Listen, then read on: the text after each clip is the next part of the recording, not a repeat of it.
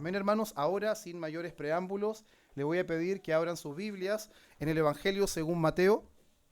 No tenía pensado días atrás en continuar con Mateo, pero veo que esta es la última porción, hermanos, del capítulo 12, que son desde el versículo 43 hasta el versículo 50. Y con la ayuda del Señor, hermanos, vamos a estar exponiendo esta sección de las Escrituras. Evangelio según Mateo, capítulo 12,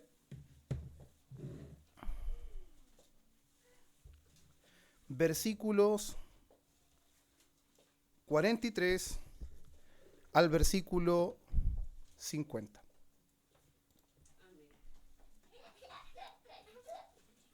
Evangelio según Mateo, capítulo 12, versículos 43 al versículo 50.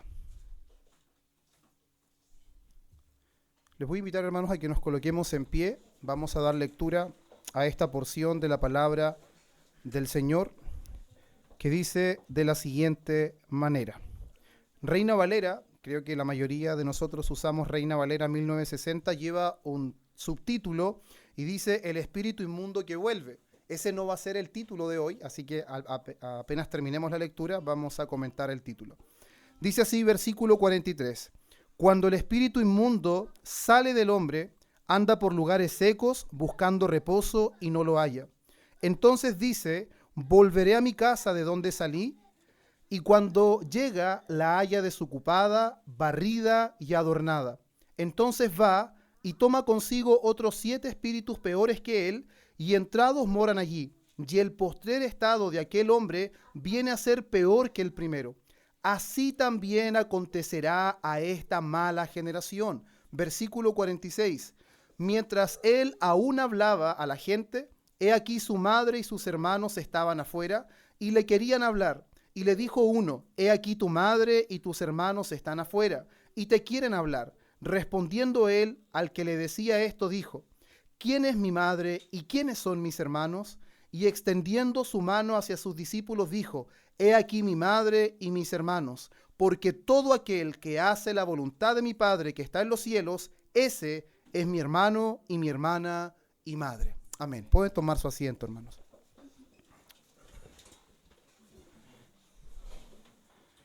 Ahora, hermanos, como les decía, los versículos que acabamos de dar lectura son varios versículos y llevan 2 títulos diferentes. Desde el versículo 43 hasta el versículo 45, Reina Valera dice el espíritu inmundo que vuelve. Y del versículo 46 al versículo 50 lleva otro título, dice la madre y los hermanos de Jesús. Aquí claramente llevan 2 títulos porque se desprenden 2 ideas principales, pero ¿por qué en este día, hermanos, lo vamos a exponer juntos? Porque si usted se da cuenta que el versículo 46 dice, mientras él aún hablaba a la gente, he aquí su madre y sus hermanos estaban afuera. Entonces, estos versículos no están separados del contexto. Esto ocurre inmediatamente, inclusive mientras él estaba hablando. Por lo tanto, si lo separábamos, hermanos, íbamos a estar cometiendo quizás un error porque la idea es que lo veamos dentro de todo el contexto. Ahora, el título, hermanos, de este sermón es el siguiente. Una casa limpia y adornada, pero vacía. Una casa limpia y adornada, pero vacía. El gran peligro de una religión sin Cristo. Ese es el título. Parece bastante extenso, pero la primera parte es el título y la segunda parte es el subtítulo. Una casa limpia y adornada pero vacía. El gran peligro de una religión sin Cristo. Y como ya les venía diciendo, hermanos, durante los domingos anteriores nosotros hicimos un paréntesis en nuestro avance, ¿cierto?, del Evangelio según Mateo. Por eso es necesario, hermanos, que nosotros podamos recordar cuál es el contexto inmediato de este capítulo 12, porque este pasaje, hermanos, que nosotros estamos leyendo actualmente no es un pasaje aislado. Uno de los errores más grandes que se comete a la hora, hermanos, de predicar es cuando se sacan textos fuera de contexto. Y un texto fuera de contexto es un pretexto.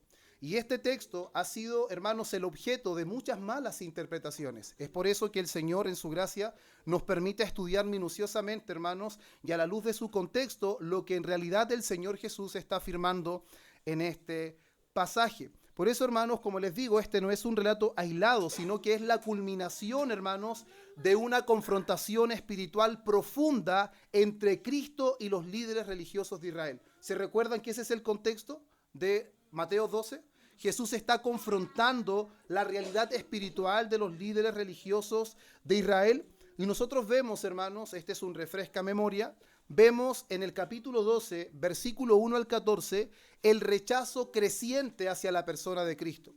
A pesar de todo el ministerio de Cristo evidente, hay un rechazo creciente expuesto del versículo 1 al versículo 14.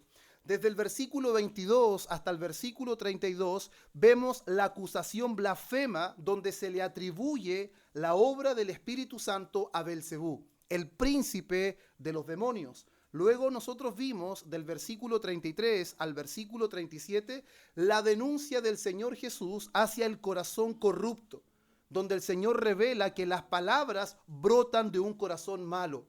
Eso fue lo que nosotros vimos. Luego, el último sermón que vimos, que fue del versículo 38 hasta el versículo 42, vimos la demanda de señal y el anuncio del juicio, donde Cristo anuncia que la generación sería juzgada por los ninivitas. ¿Se recuerdan de ese texto? Porque ellos acudieron en arrepentimiento ante el mensaje de Jonás, e inclusive se pone el ejemplo de la reina Saba, que viaja desde el extremo del mundo para poder presenciar la sabiduría de Salomón. Y he aquí uno mayor que Jonás, y he aquí uno mayor que Salomón. Por lo tanto, estamos claramente ante la presencia de una confrontación fuerte, directa del Señor Jesucristo contra los líderes religiosos de Israel. Y es precisamente, amados hermanos, en ese contexto que Jesús pronuncia las palabras del versículo 43 al 45 y luego del 46 hasta el 50. Por eso, hermanos, es importante que nosotros consideremos que este pasaje ha sido frecuentemente abusado, y sobre todo ha sido abusado en dos direcciones. Una primera dirección, hermanos, se usa para señalar que este texto es la base y el argumento más sólido para enseñar que la salvación puede perderse. Al mismo tiempo también se ha enseñado, hermanos, que este texto es para fundamentar doctrinas de liberación espiritual en creyentes, donde creyentes pueden ser objetos de posesión demoníaca y después pueden ser liberados o pueden volver a ser poseídos por demonios.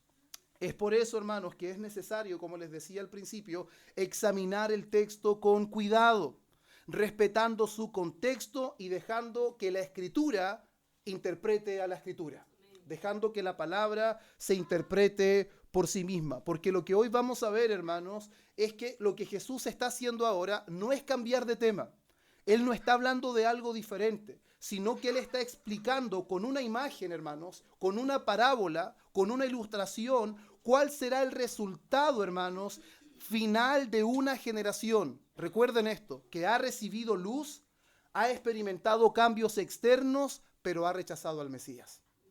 Eso es lo que el Señor está haciendo ahora. Por eso el Señor usa esta ilustración, hermanos, o una parábola. Y no se olvide que una parábola es a través de una señal real o un ejemplo real, pero dar una enseñanza espiritual.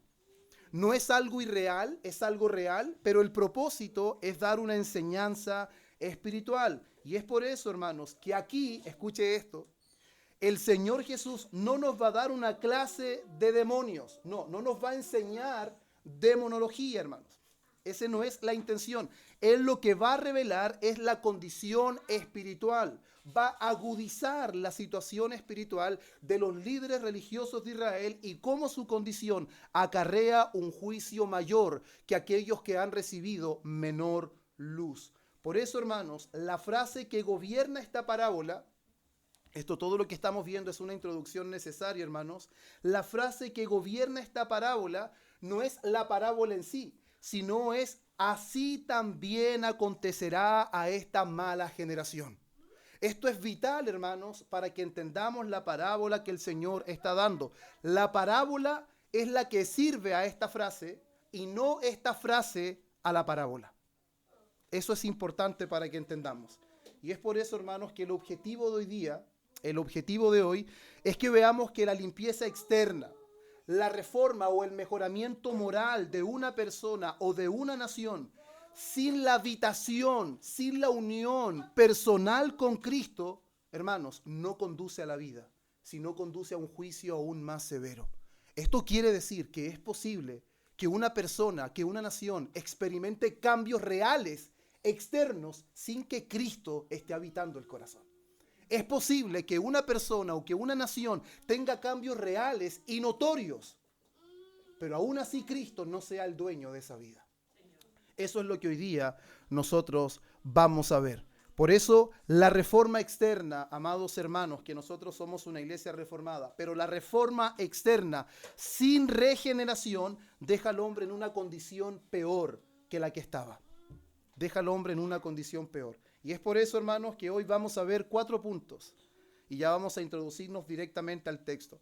El primer punto que vamos a ver, que se desprende del versículo 43, es un alivio externo sin transformación interna. Un alivio interno sin transformación interna. El segundo punto que se desprende del versículo 44 va a ser una casa limpia pero vacía. Una casa limpia pero vacía.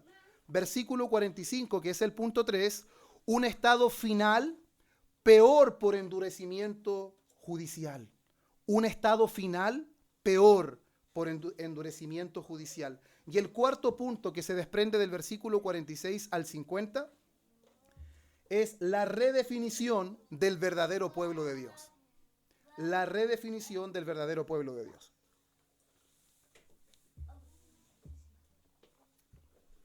Amén, hermanos. Entonces, el primer punto que les mencionaba, que es un alivio externo sin transformación interna, se desprende del versículo 43 que dice lo siguiente: cuando el espíritu inmundo sale del hombre, anda por lugares secos buscando reposo y no los halla. Lo que Jesús, hermanos, comienza describiendo en este versículo es una salida. Dice que el espíritu inmundo sale.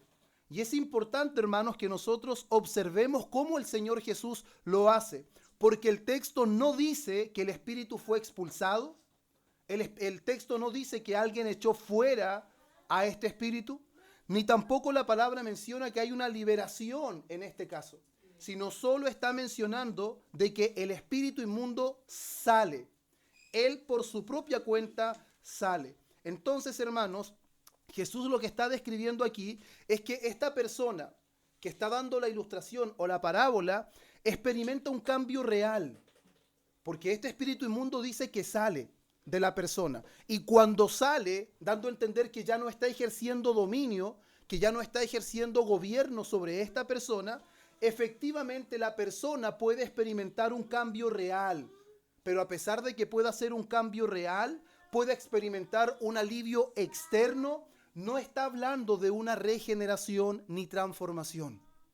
Y esto es muy importante que nosotros lo entendamos, porque al momento que Jesús dice que el espíritu inmundo sale de esta persona o de este individuo, lo que puede estar representando, hermanos, claramente a la luz del contexto, es que hay un abandono temporal de pecados visibles.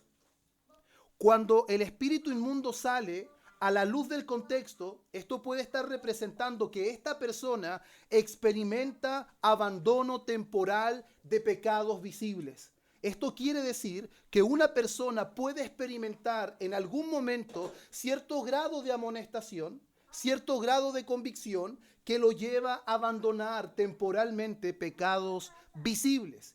Puede llevar a una persona a experimentar disciplina moral, hermanos. Una persona en un determinado momento de su vida puede llegar a disciplinarse moralmente. Puede llegar a experimentar, escuche bien, hermanos, un temor religioso. Inclusive puede llegar a experimentar una reforma en su vida producida por la ley o por una amonestación de la conciencia. Eso es lo que el Señor Jesús está diciendo cuando el espíritu sale. El espíritu inmundo sale, hermanos, y esto está a la luz de la confrontación con los líderes religiosos, los representantes de Israel. Israel como nación había experimentado exactamente eso, lo que yo les acabo de decir. La ley reguló su conducta, Los profetas llamaban repetidamente al arrepentimiento. Inclusive Juan el Bautista, hermanos, produjo una gran reforma externa en el pueblo. Pero a pesar de esto, Israel fue movido externamente, pero no fue transformado internamente. La ley reguló, hermanos, su conducta.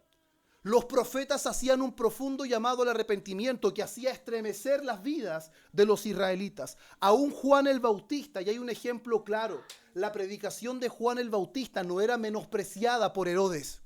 Herodes consideraba a Juan el Bautista, y aún la predicación de Pablo ante el rey Agripa casi lo persuade a ser cristiano. Eso quiere decir que la exposición clara de la palabra de Dios, la exposición clara del evangelio puede hacer estremecer hasta la vida del más duro, pero no garantiza cambio interno. Una persona puede experimentar disciplina moral, puede experimentar abandono temporal de pecados visibles, puede experimentar temor religioso sin ser verdaderamente regenerado. Por eso les decía, hermanos, que Israel fue removido externamente, pero no fue transformado internamente. Y Lucas también menciona lo mismo, hermanos, en el texto paralelo. También lo menciona. Él menciona esto, que el espíritu anda por lugares secos buscando reposo. Y aquí también han surgido diferentes tipos de enseñanzas que no son lo que la palabra nos enseña, porque Jesús no nos está dando una clase de demonios, no nos está enseñando dónde los demonios se aposentan. Muchos han enseñado que al decir de que el espíritu inmundo que sale, que anda en un lugar seco y desierto, quiere decir que los lugares desiertos es donde se aposentan los demonios.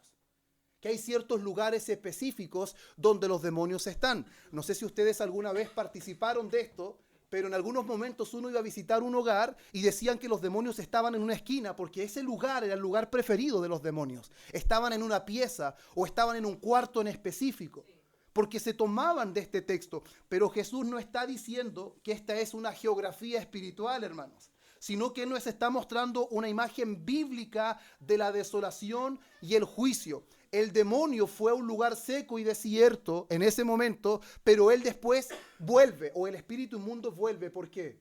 ¿Por qué vuelve? Porque los espíritus inmundos, hermanos, no hallan reposo en el descanso, hallan reposo cuando destruyen vidas, cuando gobiernan el corazón de los hombres. Ahí es cuando los espíritus inmundos hallan descanso, reposo, cuando destruyen, no cuando están en lugares secos. Por lo tanto, no se está enseñando que hay lugares específicos donde los demonios o los espíritus inmundos se aposentan. Esto es claro, hermanos.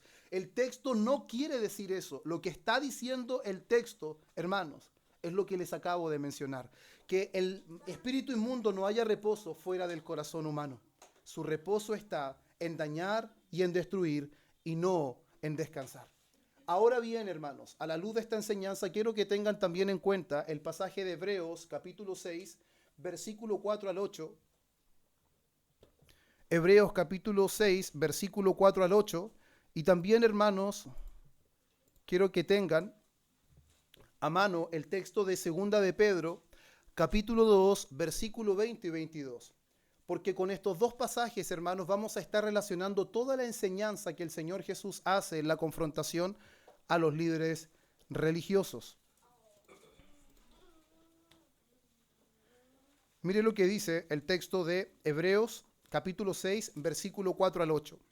Dice, porque es imposible que los que una vez fueron iluminados y gustaron del don celestial y fueron hechos partícipes del Espíritu Santo, y asimismo gustaron de la buena palabra de Dios y los poderes del siglo venidero, y recayeron, sean otra vez renovados para arrepentimiento, crucificando de nuevo para sí mismo al Hijo de Dios y exponiéndole a vituperio, porque la tierra que bebe la lluvia, que muchas veces cae sobre ella, y produce hierba provechosa a aquellos por los cuales es labrada, recibe bendición de Dios, pero la que produce espinos y abrojos es reprobada, está próxima a ser maldecida, y su fin es ser quemada. Entonces, ¿qué es lo que estamos viendo aquí nosotros, hermanos? Hebreos 6 está describiendo la misma realidad, pero sin imágenes de espíritus inmundos. Está utilizando estas palabras: iluminados, dice que gustaron, que participaron de privilegios espirituales, pero sin que hubiese nuevo nacimiento.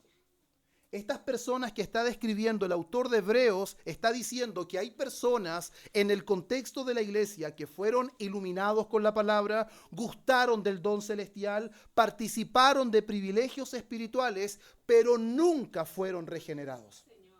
Nunca fueron regenerados. Eso quiere decir que por algún tiempo ellos se condujeron dentro de la iglesia como creyentes, parecían creyentes, mostraron temor como creyentes, pero claramente su temor no era producto del nuevo nacimiento, sino de un removimiento en su conciencia. Era un temor religioso, meramente. Ahora, me gusta mucho cómo lo explica John Owen, o cómo lo explicó John Owen, el príncipe de los puritanos, y él dijo lo siguiente: iluminación, que es la palabra que se utiliza en Hebreos, es la luz en la mente, no vida en el corazón. ¿Escuchó eso? Iluminación es luz en la mente, no vida en el corazón. ¿A qué se refiere con esto? Tomando el ejemplo del sermón de hoy, hermanos. Tomando el ejemplo del sermón de hoy, es la palabra de Dios que está siendo expuesta. Todos estamos siendo expuestos. Pero algunos van a reaccionar a la luz de esta palabra, producto de que su corazón ha sido impactado por la obra del Espíritu Santo. Y sus obras en el tiempo serán permanentes. Sin embargo, habrán algunos que sus obras serán similares, pero no nacerán de un corazón regenerado, sino solo de una mente iluminada. Solo lo harán por un temor religioso, solo lo harán por un tema de conducta, por un tema de lo que apreciarán los demás hombres, por un tema de reputación. Y que no tiene que ver directamente con la vida que procede del corazón regenerado, hermanos. Tanto Mateos y Lucas, hermanos, muestran alivio externo, donde el espíritu inmundo sale. Pero Hebreos muestra exposición a la verdad, pero en ambos casos, hermanos, no hay transformación interna. Donde sale el espíritu inmundo, solamente hay un momento de alivio, y la persona que es expuesta, que gusta y que participa de privilegios espirituales, pero no hay una verdadera transformación. Eso es lo que nosotros estamos viendo en el primer punto, amados hermanos, donde podemos ver que hay un alivio externo. Eso le permite ciertos cambios externos, ciertas reformas morales, pero no estamos hablando de una transformación interna. Y eso es algo, hermanos, que todos nosotros necesitamos conocer, porque esto nos llama a un análisis diario, para que no permitamos que nuestra conducta, que nuestro caminar sea producto de un temor religioso. Porque eso es posible. Eso es posible. Y ahora, hermanos, pasamos entonces al punto número 2, donde ahora se va a manifestar una casa limpia y adornada, pero vacía. Versículo 44. Entonces dice: volveré a mi casa de donde salí, y cuando llega la haya desocupada, barrida y adornada. Amados hermanos, este es el corazón del pasaje. Esto es el corazón del pasaje, porque Jesús aquí está describiendo una casa, hermanos. Está describiendo una casa para poder ejemplificar e ilustrar de la manera más clara cuál es la condición del pueblo de Israel. Él menciona 3 elementos. Dice que está barrida, que está adornada, pero vacía. Y a la luz del contexto, barrida, hermanos, significa limpia, sin pecado visible. El pecado visible ha sido removido. La persona que está describiendo el Señor Jesús ha experimentado un alivio. Ya no se siente tan atraído por ciertas prácticas, se siente capacitado para poder remover ciertos pecados visibles. Por lo tanto, Jesús dice que la casa está barrida, la casa está limpia. Externamente, superficialmente, muchas cosas han cambiado. Una persona puede dejar de fumar, puede dejar de beber alcohol, puede dejar ciertos vicios, ciertas prácticas pecaminosas, en un momento en donde siente ese alivio o ese remover de la conciencia. Aún, hermanos amados, puede sentir cierta convicción de pecados sin todavía nacer de nuevo. Sin todavía nacer de nuevo. Pero no se queda solamente en que la casa está barrida. No solamente se queda en que el pecado visible ha sido removido, sino que dice que está adornada. El alivio de este individuo ocasionó que el pecado visible se removiera y ocasionó que ahora su vida se vea aparentemente ordenada. Hay una piedad externa visible. Se ve como una persona religiosa. Aparentemente parece un verdadero cristiano, parece una persona que está haciendo la voluntad del Señor, porque está removiendo las cosas externas, está cambiando su forma de vida, está cambiando el aspecto que él tiene y lo que proyecta hacia las demás personas. Pero ¿cuál es el problema de esto? Que a pesar de que la casa está barrida, los pecados visibles se removieron, a pesar de que la casa está adornada, hay orden, hay aparente piedad y parece una persona religiosa, la afirmación es terrible, pero la casa está vacía. Pero la casa está vacía. ¿Qué significa eso? Dios no está ahí. Señor. Esa es la afirmación.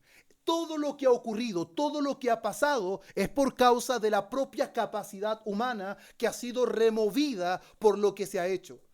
La ley ha removido la conciencia de los israelitas. Los profetas removieron la conducta de los israelitas. Aún Juan el Bautista removió todo eso. Aún el mismo Jesús de alguna forma lo removió. Lo vimos nosotros en el ejemplo de la mujer adúltera. Removidos por su conciencia, acusados por su conciencia, cada uno se fue a su casa, desde el mayor hasta el menor. Fueron convencidos de pecado, pero no al nivel de arrepentimiento salvífico. ¿Es posible tener un arrepentimiento que no resulta en salvación? Sí, amados hermanos. El arrepentimiento que lo lleva a ser consciente y que no es capaz de acusar al resto porque usted sabe que es pecador, pero no lo lleva a Cristo. El verdadero arrepentimiento lo lleva a los pies de Cristo, no a esconderse en su pecado, no a intentar ocultarlo. Siempre la palabra que habla de salvación habla de que no es que el pecado no exista en nosotros, sino que la persona está dispuesta a que la luz deje en evidencia su pecado. Esa es la diferencia. Por eso, hermanos, el gran énfasis de esto es que el problema no es la limpieza, el problema es el vacío. Esta casa está limpia y está adornada. El problema no es la limpieza. Jesús no está diciendo que sea malo que esté limpio. El problema es que está vacía. Ese es el gran problema que se origina aquí. Y es por eso, hermanos, de que aquí nosotros vemos algo clave. La casa, amados hermanos, no está vacía por descuido. La casa no está vacía porque en algún momento el dueño estuvo y luego salió. No, hermanos. La afirmación de aquí es que la casa está vacía porque el dueño ha sido rechazado. El dueño ha sido menospreciado.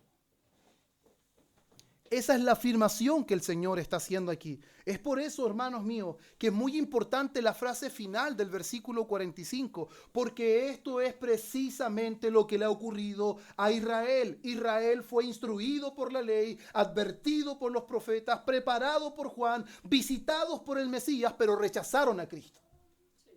Ese fue el claro reflejo. Ellos rechazaron a Cristo. Juan capítulo 1, versículo 11, a lo suyo vino y los suyos no le recibieron. Atribuyeron la obra del Espíritu Santo a Satanás, le demandaron señales mientras las señales eran visibles ante sus ojos. Acababan de ver a un hombre que tenía demonio, que era sordo y mudo, y aún así le seguían pidiendo señales. Eso dejaba en evidencia solamente lo corrompido de su corazón, la realidad espiritual en la que ellos estaban. Por eso la casa quedó vacía, hermanos. Y nuevamente esto lo podemos conectar con Hebreos capítulo 6, porque Hebreos capítulo 6 también muestra otra imagen. No solamente los que fueron iluminados, no solamente de que gustaron del don celestial, no solo que gustaron de privilegios celestiales, hermanos, sino que también habla de la tierra que recibió lluvia, la tierra que fue trabajada, la tierra que fue bendecida, pero produjo espinos. ¿Se da cuenta cómo Hebreos 6 también habla de eso? Es posible que en una congregación, para que aterricemos el mensaje, se reciba lluvia abundante, la tierra sea trabajada, la tierra sea bendecida por causa de la palabra del Señor, pero produzca espinos. Sí, hermanos, eso es posible. Eso es posible. Por eso, hermanos, casa limpia no es igual a casa habitada. Y al mismo tiempo, tierra regada no es igual a tierra viva.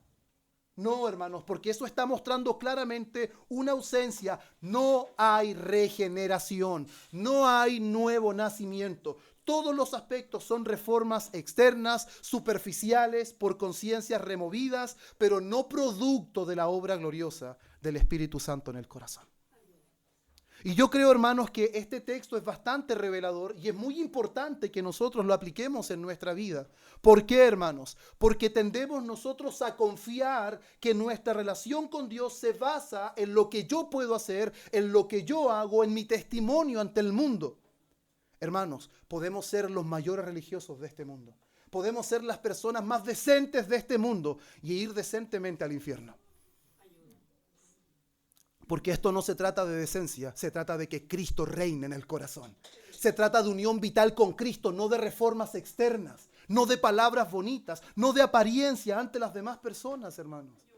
El cristianismo se trata de una obra genuina de Dios en el corazón que resulta en una vida transformada por el poder del Espíritu y no por reformas externas. El hombre es un ser muy religioso, hermanos. Desde el principio, lo primero que hizo cuando fue descubierto su pecado, se cubrió con una hoja de higuera. Y después, ¿qué es lo que Jesús maldice? Es precisamente una higuera infructífera que representa lo infructífera que es la religión de Israel. El hombre siempre ha intentado refugiarse con la religión, pero qué insensato, peca delante de Dios y piensa que en una hoja de higuera está todo listo. Lo que no entiende es que una hoja de higuera, la religión no podrá cubrir su desnudez. Alguien tendrá que morir para poder cubrir verdaderamente su vergüenza. Hermanos, ¿qué nos hace pensar a nosotros o al mundo entero que meramente una religiosidad o cambios externos garantiza que nuestra relación con Dios está bien? Si Cristo no mora en el corazón, no hay nada, hermanos. No hay nada. No hay nada, hermanos. Por eso nada menos que el Evangelio debe ser anunciado, porque es el Evangelio el que cuenta la realidad sobre la obra redentora de Dios. Cualquier otra cosa solamente apuntará a cambios morales, a mejore su vida, intente no pecar tanto. No, ese no es el mensaje del Evangelio. El mensaje del Evangelio está ciego y fuera del reino. Necesitas vida que viene de Dios. Ese es el mensaje del Evangelio. Por eso ambos textos, hermanos, tanto lo que estamos viendo en los versículos que estamos leyendo y Hebreos 6, muestran, hermanos, la misma verdad. La gracia recibida externamente no ha sido gracia salvadora. La gracia salvadora cambia desde adentro hacia afuera, no meramente desde afuera. No es simplemente limpiarnos por fuera, como le decía Jesús a los fariseos, y por dentro están totalmente corrompidos. Por fuera se muestran espléndidos, con ropas blancas, relucientes, pero por dentro son sepulcros blanqueados, le decía el Señor. Y eso no era solamente para ellos, eso es para todo aquel que se conforma simplemente con reformas externas. Es todo aquel que confía simplemente a lo que sus manos producen y no a la obra real de Cristo en el corazón. Por eso, hermanos, aquí en este punto es importante aclarar que a pesar de que Jesús está haciendo esta afirmación que es escalofriante, hermanos, al mismo tiempo, este mensaje no es para que el creyente se escandalice, no es para que el creyente esté atemorizado, no, porque el verdadero creyente nunca está vacío. El verdadero creyente nunca está vacío porque Cristo cuando entra nunca más sale, hermanos. Una vez que Cristo viene a reinar, Él es el Señor de la vida. El Espíritu Santo nunca lo abandonará, nunca. ¿Por qué, hermanos? Porque Él vino sin que lo pidiéramos. Vino sin que lo mereciéramos, por lo tanto, nada hará que se vaya. Nada hará que se vaya. Por eso, hermanos, este texto no describe a un creyente, describe a un religioso sin unión con Cristo.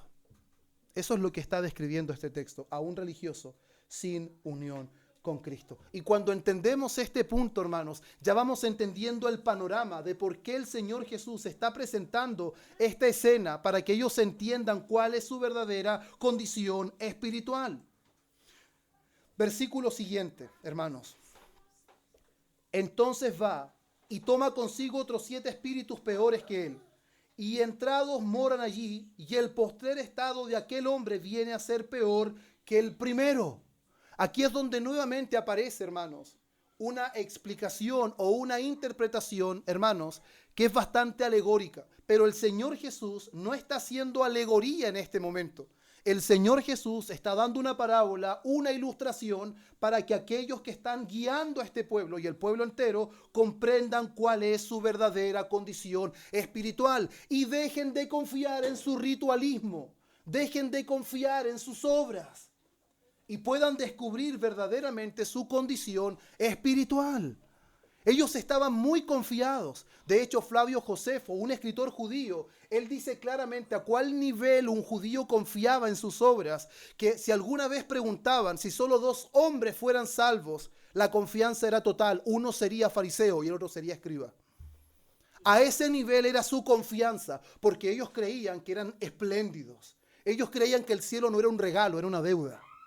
Porque sus obras eran buenas, porque su obediencia era total, pero su obediencia claramente era selectiva, hermanos, era parcial. Solo obedecían los aspectos externos, pero ignoraban el espíritu de la ley. Eso es lo que Jesús hizo en todo el capítulo 5 en el Sermón del Monte. Dejar en evidencia, oíste que fue dicho, mas yo digo. No quiere decir que el mandamiento es incorrecto, quiere decir que ellos lo interpretaron a su manera. Y Él les dio el espíritu de la ley. Por eso, hermanos, es importante que nosotros entendamos de que aquí no se está enfatizando en la cantidad de demonios, no se está enfatizando en la jerarquía de los demonios, hermanos. Jesús no presta la atención en estas cosas, sino esta ilustración es para mostrar cuál es el resultado final, de que es peor que el principio. El número 7, hermanos, normalmente yo no me apego tanto a la numerología, pero el número 7 normalmente en la Biblia expresa plenitud, intensificación, agravamiento de algo, porque es pleno, perfecto. Por lo tanto, aquí lo que está enfatizando, hermanos, es la plenitud o cómo se intensifica la vida de este individuo cuando el espíritu inmundo vuelve y haya la casa vacía, adornada, limpia, pero vacía. El estado es peor. Los 7 espíritus no está diciendo que si fueran 6 sería menor o si fueran 8 sería mayor. No, está dando a entender que el postrer estado de esta persona viene a ser peor que el primero. Eso es lo que está explicando. La pregunta clave, hermanos, de este texto es ¿por qué el estado final es peor? ¿Por qué el estado final de esta persona es peor que el primer estado? Si se supone que una persona que hace mejor las cosas, que externamente es más correcto que alguien que es incorrecto. ¿Por qué es peor, hermanos, el estado de una persona que aparentemente ha mejorado en muchos aspectos? Es peor porque hay mayor luz. Es peor porque ha experimentado un mayor privilegio. Es mayor porque hay mayor responsabilidad. Y es peor, hermanos, porque hay un rechazo consciente de la persona de Cristo a pesar de todo el conocimiento que ha sido expuesto, a pesar de toda la revelación que ha sido dada.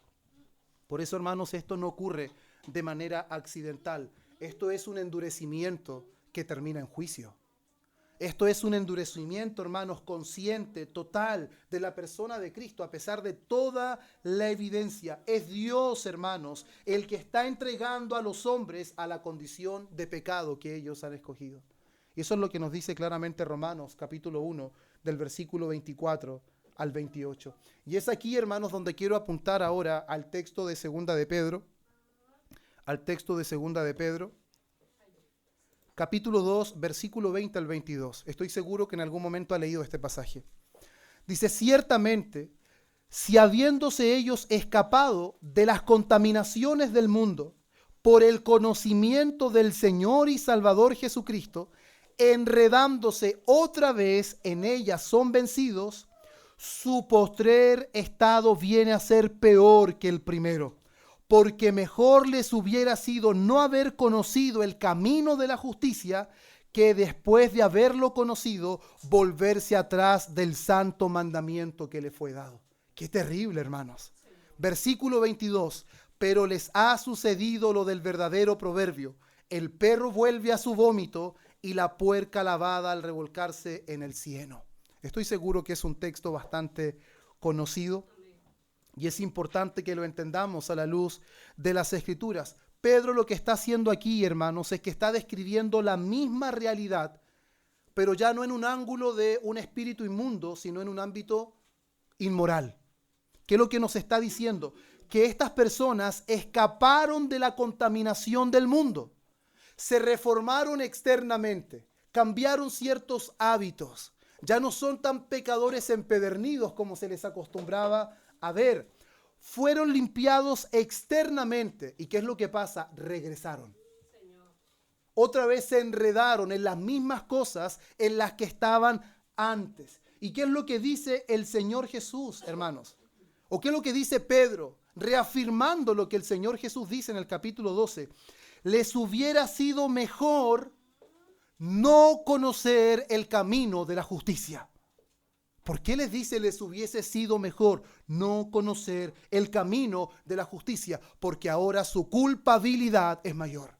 Su responsabilidad es mayor, porque ahora vuelven a enredarse a lo mismo de antes, conociendo la verdad, conociendo el camino de la justicia, habiendo visto hombres y mujeres conservarse puros ante el Señor por su gracia, pero aún así ahora ellos vuelven a su antigua vida.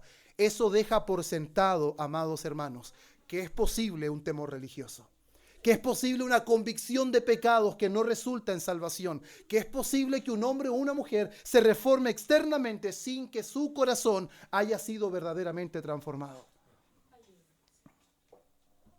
Y ahora, ¿por qué esto está en la palabra, hermanos? Porque el amor de Dios es desbordante. Porque el amor de Dios es desbordante, porque Él quiere darle confianza a su verdadero pueblo y quiere advertir al que está confiando en palabras de mentiras, para que nadie confíe en una reforma externa, para que nadie confíe en un temor religioso, para que nadie confíe en una piedad que no nace de un corazón que no sea regenerado, hermanos. Por eso, hermanos, la parábola del Señor Jesús no es teórica, hermanos. No es una parábola teórica, es una acusación que Él está haciendo, histórica porque es real y es espiritual, dejando en evidencia cuál es la verdadera condición de Israel. Ante los ojos de toda la nación, los líderes religiosos son los más espirituales. Ante los ojos de Dios, son personas que están empedernidas en sus pecados, con solo cambios externos, pero su corazón está lejos de Dios. Su corazón está lejos de Dios. Ahora, hermanos, ¿cuál es esta acusación que Jesús hace al pueblo de Israel, principalmente guiado por sus líderes religiosos? Que ellos habían limpiado lo exterior. Eso se lo dice también en Mateo 23, cuando le dice fariseos hipócritas. Ellos limpian la parte de afuera, pero la parte de adentro está toda sucia.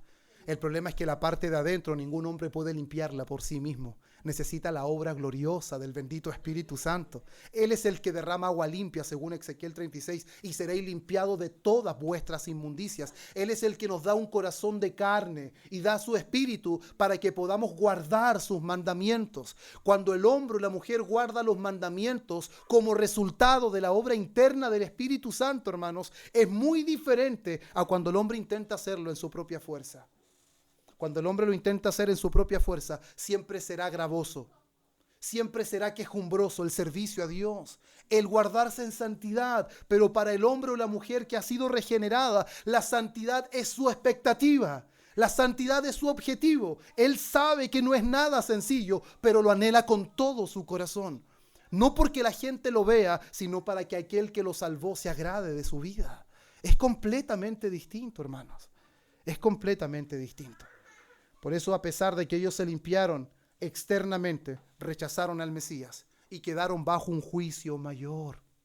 Bajo un juicio mayor. Es por esto, hermanos, que sería un error decir que Israel quedó igual después de rechazar a Cristo. Sería un error. No quedaron igual. Jesús mismo lo afirma, que su estado fue mucho peor. Su estado fue mucho peor. Y Jesús, hermanos, no solo utiliza una parábola para advertir a esa generación, sino que ahora va a evidenciar, hermanos, y va a sellar sus palabras con un ejemplo aún más claro y directo. Y es aquí, hermanos, donde nosotros pasamos a nuestro cuarto punto, que es la redefinición de quienes son verdaderamente el pueblo de Dios. ¿Cuáles son las palabras que encontramos? Versículo 46 al 50. Mientras él aún hablaba, hablaba la gente, he aquí su madre y sus hermanos estaban afuera y le querían hablar. Y le dijo uno, he aquí tu madre y tus hermanos están afuera y te quieren hablar. Respondiendo él al que le decía esto, dijo, ¿quién es mi madre y quiénes son mis hermanos? Y extendiendo su mano hacia sus discípulos dijo, he aquí mi madre y mis hermanos, porque todo aquel que hace la voluntad de mi Padre que está en los cielos, ese es mi hermano y hermana y madre. Entonces, ¿qué es lo que nosotros estamos viendo aquí? Es algo clave, hermanos. ¿Qué dice el texto? Mientras aún hablaba. Esto demuestra continuidad, hermanos, en el relato. No hay interrupción. Y Jesús responde, hermanos, esta pregunta de manera intencional. ¿Cómo la responde? Con otra pregunta. O a él le están avisando que está su madre y que están sus hermanos, y Jesús responde con una pregunta. ¿Quién es mi madre? ¿Y quiénes son mis hermanos? Y luego él redefine de manera categórica quiénes verdaderamente son su familia. Y él dice, porque todo aquel que hace la voluntad de mi Padre, que está en los cielos, ese es mi hermano y hermana y madre. ¿Cuál es el punto central aquí, amados hermanos? Escuche esto. La cercanía biológica, hermanos, con Jesús no garantiza unión con Él. Jesús está elevando al punto máximo que la unión con Él no se puede categorizar por la cercanía biológica, sino solamente la obediencia de la fe, hermanos, nos une a Cristo y por causa de Cristo somos pueblo de Dios. El lazo más cercano en la vida de los hombres es el lazo biológico. Y Jesús dice, no. Ellos que biológicamente es mi madre, mis hermanos, no son mis hermanos por tener un lazo biológico. Y así, hermanos, como una casa está barrida, pero vacía, no pertenece a Cristo. Aunque esté adornada, si está vacía, no pertenece a Cristo. Tampoco, hermanos, un linaje privilegiado como el pueblo de Israel o una religión externa no garantiza ser pueblo de Dios. No importa, hermanos, que sea una religión privilegiada, un pueblo que externamente haya reformado muchas cosas. Jesús está declarando, hermanos, que no por ser judíos, Él era su Mesías. Porque el Mesías es Mesías de todo aquel donde Él reina en el corazón. Y no por ser familiares biológicos, ellos pertenecían a su reino. Eso quiere decir, hermanos, de que la salvación no es un tema hereditario.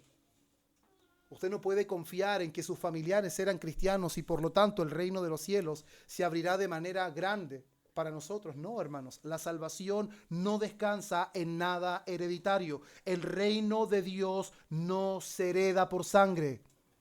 El reino de Dios, hermanos, no se mantiene por religión, sino que solo se recibe por una fe obediente a Cristo. Una fe obediente a Cristo.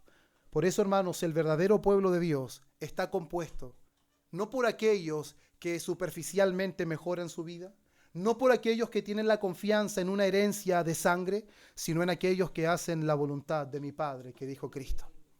Solamente aquel que hace la voluntad del Padre es verdaderamente parte del pueblo de Dios. Mire lo que dice Juan capítulo 6, versículo 29. Esta es la obra de Dios, que creáis en el que Él ha enviado. Y ellos estaban rechazando a quien el Padre había enviado. Juan 6:40. Y esta es la voluntad del que me ha enviado, que todo aquel que ve al Hijo y cree en Él tenga vida eterna. Y yo le resucitaré en el día postrero. La vida eterna, amados hermanos, no está en cambios externos, superficiales y temporales. La vida eterna está en Cristo. La vida eterna está en la persona de Cristo, en su vida y en su muerte y en su resurrección. No podemos confiar en otras cosas más que en la vida, muerte, resurrección y ascensión de nuestro Señor Jesús. No podemos confiar en cuántas cosas hemos dejado, hermanos. Cuando los discípulos le dijeron, nosotros hemos dejado casas, padres, madres, hijos, y el Señor le responde, no hay nadie que no haya dejado esto, que reciba 100 veces más en esta tierra y al final la vida eterna. Les está diciendo, no pongan la confianza en lo que ustedes son capaces de hacer. No pongan la confianza en qué tan buenos cristianos se han transformado. El verdadero cristiano cuyo corazón está gobernado por Cristo siempre confiará en la gracia. No en lo que hace, no en lo que produce, no en cuánto ha cambiado. Porque si está puesto ahí sigue siendo un fariseo. Sigue simplemente confiando en su justicia, en lo que sus manos producen. Y normalmente mirará a los demás como simplemente hombres pecadores que no merecen absolutamente nada. Y es ahí cuando empezamos inclusive a cambiar nuestras oraciones y empezamos a cambiar nuestras prioridades, porque ya pensamos que nuestro estatus de cristiano llegó a tal nivel que ya no necesitamos exigirnos más. Nunca llegará el día en que podamos decir, ya hemos servido lo suficiente. Ya hemos hecho todo lo que podíamos hacer. No, hermanos, nunca llegaremos a ese momento. Jamás. Por eso, hermanos, como aplicaciones de lo que estamos viendo, es importante que nosotros podamos entender, hermanos, de que solamente aquellos que le recibieron, como dice Juan, capítulo 1, versículos 2 y 13, a los que creen en su nombre, Él les dio potestad de ser hechos hijos de Dios, los cuales no son engendrados de sangre ni de voluntad de carne, sino de voluntad de Dios. Y como dice Romanos 9, 6 al 8, no que la palabra de Dios haya fallado, porque no todos los que descienden de Israel son israelitas, y no todo el que dice ser cristiano es cristiano. Ni por ser descendientes de Abraham son todos hijos, sino en Isaac te será llamada descendencia. Esto es, no los que son hijos según la carne son hijos de Dios, sino los que son hijos según la promesa son contados como descendientes. Qué extraordinario, hermanos. Eso da por sentado que los hijos de Dios son obras de Dios, no obras de la carne, no meras reformas externas. Por eso la principal reforma es la del corazón. Una vez que el corazón es reformado, toda nuestra vida será reformada. Toda nuestra vida será reformada. Primera aplicación, hermanos. Aunque este pasaje que nosotros estamos viendo claramente se afirma que es una ilustración clara, inmediata para el pueblo de Israel, hermanos, el principio espiritual permanece vigente.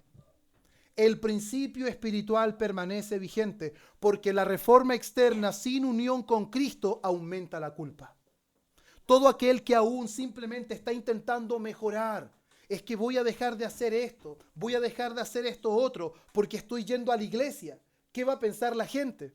Si me ve haciendo esto, me ven con la Biblia en la mano. ¿Se da cuenta que como seres humanos empezamos a pensar así? ¿Y empezamos a intentar cambiar nosotros mismos? ¿O cuántos de nosotros cuando nos invitaron a la iglesia decíamos, no, cuando cambie voy a llegar?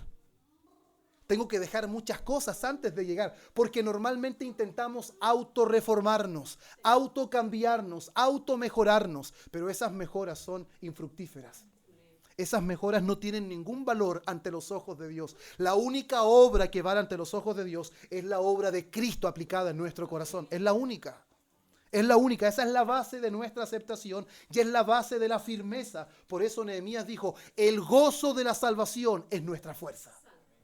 El gozo de la salvación es nuestra fuerza y no nuestras fuerzas propias, sino el gozo que produce la salvación.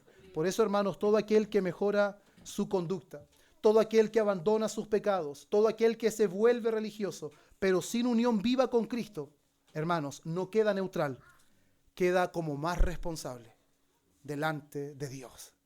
Ahora alguien podrá decir, no le prediquemos el evangelio a nadie. No, porque ya son culpables. Ya son culpables. Van a un destino eterno. El que rehúsa creer en el Hijo no verá la vida. La ira de Dios ya está sobre él. Ahora, es por causa de la misma corrupción del corazón de los hombres que a pesar de la luz que se les puede dar, la siguen rechazando y aún son más culpables. Por lo tanto, tenemos que predicar el evangelio porque es la única esperanza para el pecador. Es la única esperanza. Y no será salvo diciéndole, deja de fumar, deja de beber, deja tus vicios. No, corre a Cristo. Arrepiéntete de tus pecados y confía solo en la persona y la obra de Cristo, aquel que cumplió perfectamente la ley, aquel que dio su vida en el Calvario y aquel que se levantó de entre los muertos. Ese mensaje es muy viejo, es el único efectivo. Es el único que da vida al pecador, es el único que utiliza el Espíritu Santo, hermanos. Como nuestro hermano Jordan exponía, no necesitamos estrategias ni ningún otro tipo de cosa. Necesitamos predicar la palabra, porque es la palabra de Dios la que el Espíritu aplica en el corazón. El Espíritu no aplicará nada más, hermanos. No aplicará nada más. Por eso no importa cuán religiosos sean, no importa cuán poco pecadores se vean ante los ojos de los demás. Si no tienen unión con Cristo, son los más responsables y enfrentarán un mayor juicio. Lucas 12:48, al que mucho se le da, mucho se le demandará. Parecen advertencias muy temerosas, hermanos, pero sigo insistiendo. El creyente está seguro en Cristo.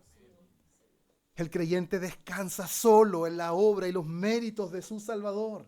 Insisto, hermanos, como aplicación también, este texto no enseña posesión demoníaca, pero sí enseña un juicio real.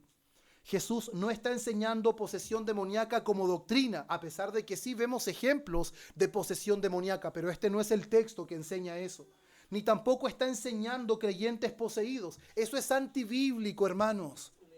No puede morar el Señor con un demonio. Y lamentablemente muchas iglesias en nuestro contexto enseñan que creyentes son poseídos por demonios. ¡Qué blasfemia, hermanos! ¿Qué comunión tiene la luz con las tinieblas? ¿Qué comunión el Espíritu de Dios con Belial, hermanos? ¿Qué comunión entre lo santo y lo profano? No hay ninguno, hermanos. El creyente es templo del Espíritu Santo. Y si el Espíritu Santo no mora en él, Pablo dice, no es de Cristo. Y si el Espíritu Santo no mora en él, entonces nunca ha sido templo del Espíritu Santo. Si usted es templo del Espíritu Santo y yo soy templo del Espíritu Santo, mi corazón y su corazón tiene dueño. La casa no está vacía. La casa no está vacía, porque aquel que es más grande que el templo es el que reina en nuestro templo.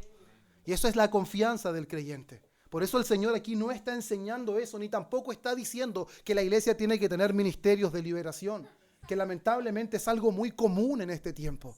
En todas partes se ven demonios, en todas partes se reprenden cosas. Hermanos, lo que necesitamos nosotros en realidad es anunciar el Evangelio, porque el Evangelio deja al hombre en donde debe estar, en su miseria. Y al mismo tiempo Dios le muestra la verdadera esperanza, no hacer cambios en su vida, Cristo. Cristo. Una de las cosas que me tocó enfrentar hace un tiempo, ya no me ha pasado ahora, pero cuando predicaba el Evangelio siempre la gente me miraba como extraño. Y yo decía, ¿y por qué? Y una vez alguien me lo dijo y entendí que las demás personas lo más probable es que era lo mismo. Me dijo, ¿y en qué momento me vas a decir que no puedo usar aros? ¿En qué momento me vas a decir que no puedo usar pantalón? ¿En qué momento me vas a decir que la forma de vestimenta está mal? Yo le dije, ¿por qué tengo que decirte eso? Porque normalmente ese es lo que me han predicado siempre. Y eso me ha dejado fuera, no quiero ir a la iglesia porque no puedo hacer esos cambios. Normalmente predicamos reforma externa y no predicamos evangelio. Y esa es una tristeza, hermanos. Una vez que el Señor regenera el corazón, el mismo Espíritu nos ayudará para guardar sus mandamientos y para andar en santidad, que es la que Dios demanda. Pero hagamos las cosas como la Biblia las enseña, no a nuestra manera. No creemos religiosos, piadosos externos, que la palabra cree verdaderos cristianos, hermanos. Hombres y mujeres temerosos, amadores del Señor, que descansen solo en la gracia maravillosa del Señor. Por eso Él lo que está enseñando es que la verdad rechazada endurece y que la religión sin Cristo condena.